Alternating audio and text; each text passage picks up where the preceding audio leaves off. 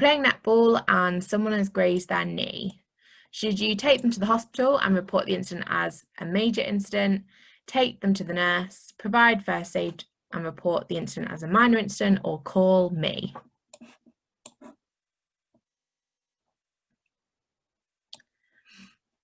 Okay, yeah, so provide first aid and report the incident as a minor incident.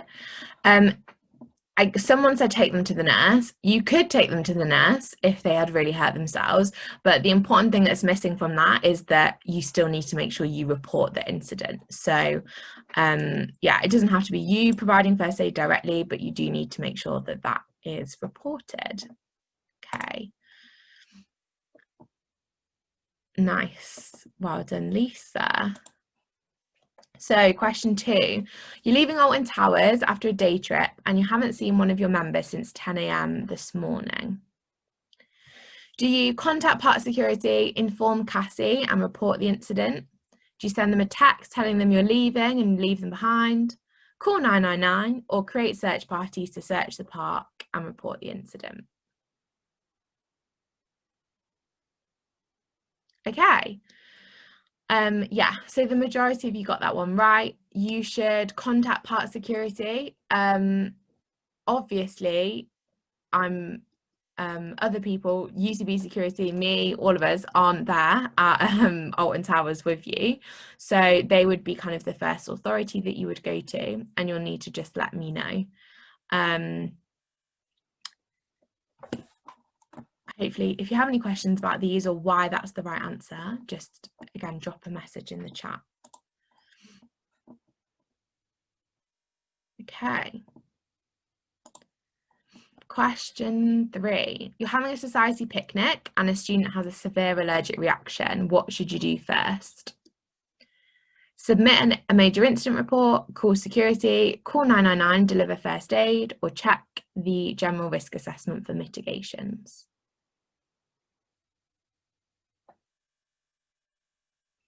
Yeah, well done everyone. You should absolutely call 999 in that incident and deliver first aid as you're advised.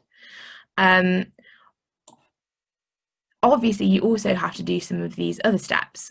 Before your event, you should have done your risk assessment and checked for mitigations related to allergies.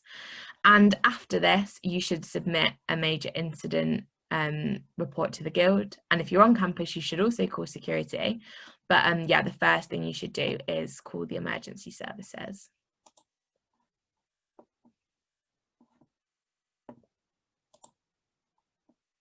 Okay, true or false? Health and safety is everybody's responsibility.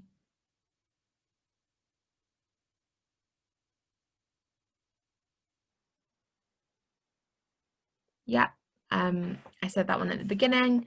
We are all responsible and we all have to take different actions to make sure that our events and activities are safe.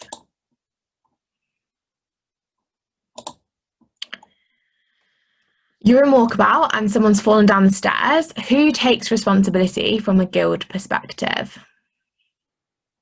Is it the bouncer or walkabout staff, any committee member, the scene of action controller assigned, or their drunk friend who saw them fall?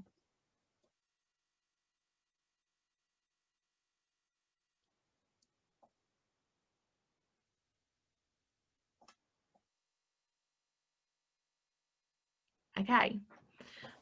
Interesting, nearly 50% split on that one. The person who is responsible is the scene of action controller. So that's the person that I was saying before who you've assigned to take a lead on when an incident or an accident has happened. They're the person that's responsible for contacting the Guild, the person responsible for submitting the incident report as well. That could be a committee member, but is not necessarily. And so that person will be the person that needs to get in contact with us. And we will ask you after an event who that person was if we haven't had any contact from them and we just happen to kind of find out what has happened.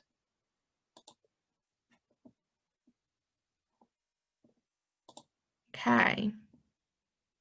A society member tells you they're going home because they're having a bad mental health day. Do you call security and file a minor incident report? Ensure a committee member stays with them until they feel better? Signpost them to the right support services, or say okay and you'll see them later?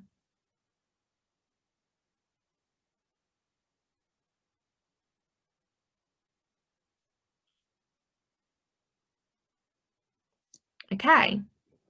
So yeah, 7 of you got that one right. It's really, really important as society leaders that you don't take responsibility for kind of making sure someone's okay in terms of like staying with them until they feel better. What is important is that you have the right information and advice that you can pass on to them. So you should never be delivering advice or information on mental health, but you can say, okay, I know that there's a page on the Guild website about this, maybe send them some information on where they can get support. So yeah, again, hope that makes sense.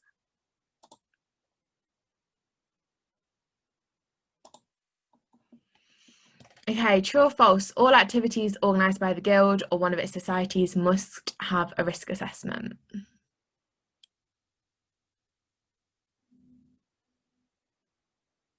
Yeah, great. Well done, everyone.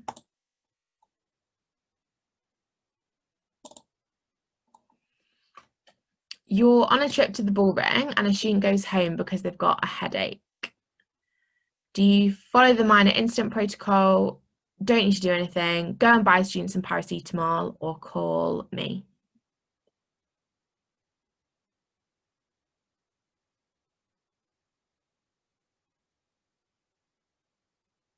Okay, interesting.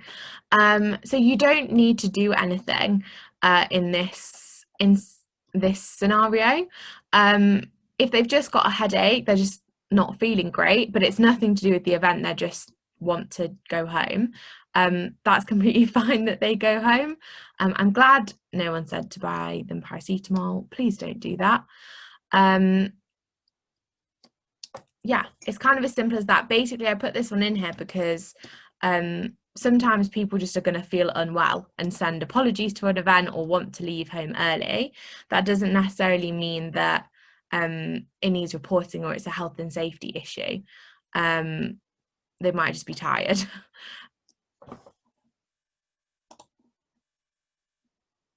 Okay. Ooh, Chair has taken over the lead from Business Society. Question 9. You're having a committee meeting in Moss House. How many first aiders do you need? None, 2, none because you can ask security, or 1.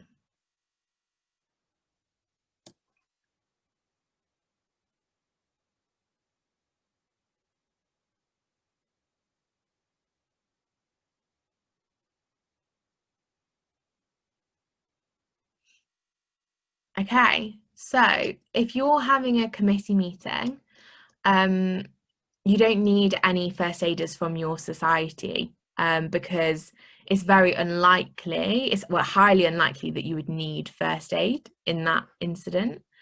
If you're on campus, you can ask security to support with your first aid. In the same way, like I said earlier, if you're watching a movie, it's very, very unlikely that you're going to need first aid. The difference is if you're playing a rugby game where people are much more likely to get hurt and will need first aid, that is when you would need 2, as outlined in your constitution. 4 of you did say you won't need first aid for committee meeting, which is right as well.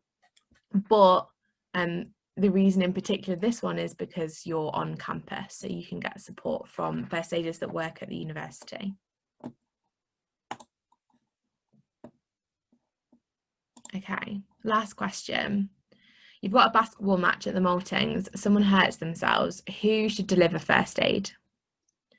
Is it a staff from the sports hall, a member of the audience, a paramedic, or trained first aiders from the committee?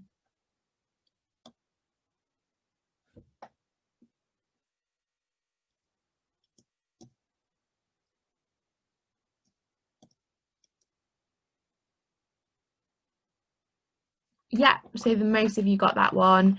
It would be the trained first aiders on your committee that would be responsible for delivering the first aid training, the first aid. There's not always guaranteed to be staff that will be present in the sports hall, which is why we need to make sure that you are first aid trained. Yeah, not much more to say on that one. Okay, so we've got Lisa from business in third place,